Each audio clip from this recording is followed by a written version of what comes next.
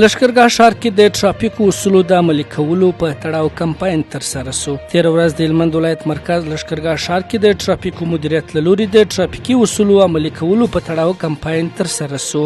یاد کمپاین د لښکرګاه ښاروالۍ اړوند غازي محمد ایوب خان مینی او د ښار ته داخلېدونکو بېلابېلو لارو کې ترسره سو. یاد کمپاین کې هغه کسانو ته سپارښتنه وسول چې تیز رفتار او لیزري اشارو څخه استفاده کول. د یادونې وړ ده چې څه موده وړاندې د کم عمره اشخاصو وسایلو چلولو په تړاو کمپاین ترسره شوی و.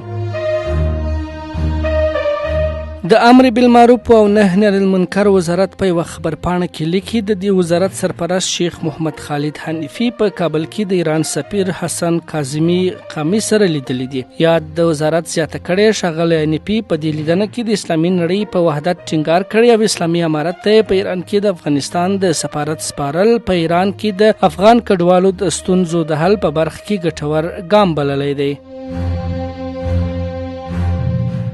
د اسلامي امارت کابینې د افغانستان قلمرو ته د بهرنیو بار وړونکو موټرونو د ننوتو کېدو او تګ راتګ طرحه تصویب کړې. د چارو ادارې عمومي ریاست پر ټویټر لیکي د ترانسپورټ او هوایي چلند وزارت ته دنده سپارل شوې چې دغه طرحه له اړوندو ادارو سره په همغږۍ پلي کړي.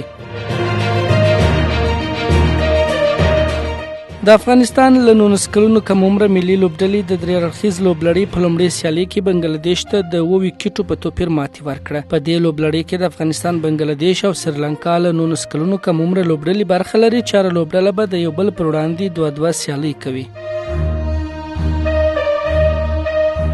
د پاکستان ایکسپریس ټریبیون ورځپاڼې راپور ورکړی چې افغانستان او پاکستان چارواکو د جلال آباد پېښور ترمنځ د مسافر وړونکو بسونو د تګ راتګ هوکړه کړې. دې ورځپاڼې د سرچینو او ترلاسه شویو سندونو په حواله زیاته کړې. دغه هوکړه په الوتنو کې ستونزو ته په پام شوې ده. ټاکل شوې د دې مسیر لپاره د مسافر وړونکو بسونو یو ترمینل په تورخم او بل په جلال آباد کې جوړ شي.